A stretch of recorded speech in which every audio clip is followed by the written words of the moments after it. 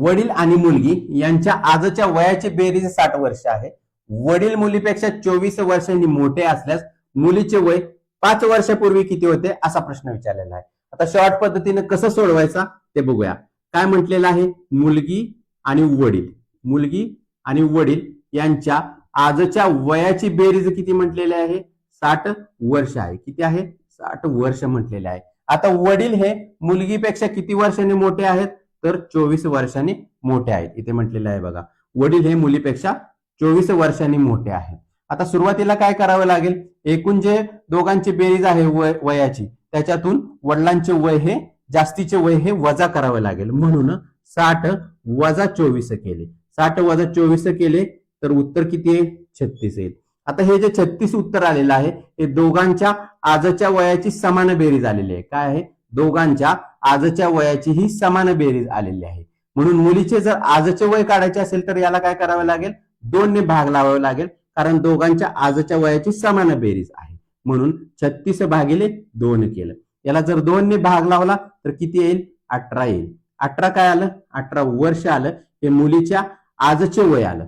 परंतु आपल्याला काय प्रश्न विचारलेला आहे, मुलीचे 5 वर्षापूर्वीचे वय विचारलेले आहे. म्हणजेच मुलीचे आजचे वय जे आहे 18 वर्ष, त्याच्यातून 5 वर्ष हे वजा करावे लागतील. म्हणजेच किती झाले, 18 वजा 5 केले तर 13 वर्ष आले. 13 वर्ष काय आले, मुलीचे 5 वर्षापूर्वीचे वय किती आले, हे 13 वर्ष आलेले आहे. ही शॉर्ट पद्धत आपण गणितीय पद्धतीने सोडवणार आहोत. तुम्हाला हेच गणित जर शॉर्ट पद्धतीनं पाहायचं असेल तर खाली दिलेल्या लिंकला क्लिक करा आणि हेच गणित शॉर्ट पद्धतीनं बघा. आता चला हे कसं सोडवायचं ते बघूया. मुलीचे आजचे वय माहित नाही म्हणून काय केलं, मुलीचे आजचे वय हे काय केले, आजचे वय हे x मानले. काय केले, x मानले. आता मुलीपेक्षा वडील किती वर्षांनी मोठे आहेत, 24 वर्षांनी मोठे आहेत.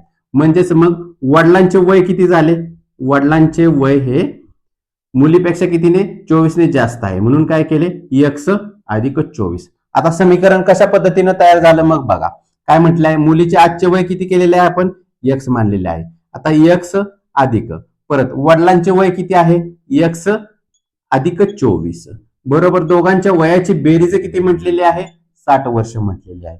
आता पुढे या दोघांची बेरीज केली, x अधिक x बरोबर किती झाले, 2x अधिक 24 बरोबर किती, 60 जसे आहेत तसे. आता 24 इथे अधिक मध्ये आहेत, तिकडे गेल्यानंतर काय होणार आहेत, ते वजाबाकी मध्ये जाणार आहेत. म्हणून 2x बरोबर 60 वजा 24. हे 24 इथे अधिक मध्ये आहेत, तिकडे गेल्यानंतर काय झाले, ते वजाबाकी मध्ये गेले. पुढे आता त्यांची जर वजाबाकी केली तर 2x बरोबर 60 वजा 24 किती आले, 36 आले. 2x 60 वजा 24 किती आले, 36 आले. आता इथे 2 गुणाकार आहेत, इकडे गेल्यानंतर काय होणार आहेत, ते भागाकारात जाणार आहेत. म्हणून x बरोबर 36 भागिले 2 झाले. इथे 2 गुणाकारात आहेत, इकडे गेल्यानंतर काय झाले, ते भागाकारात गेले.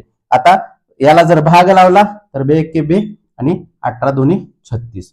म्हणजेच आता x ची किंमत काय आली, x ची किंमत ही 18 आली. 18 काय आलेली आहे, मुलीचे आजचे वय हे 18 वर्ष आलेले आहे.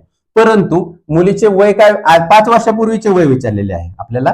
5 वर्षापूर्वीचे म्हणून काय करावे लागेल, 18 मधून 5 हे वजा करावे लागतील. 18 मधून 5 हे वजा केले तर किती आले, 13 वर्ष आले. 13 वर्ष हे मुलीचे 5 वर्षापूर्वीचे वय किती आले, हे 13 वर्ष आलेले.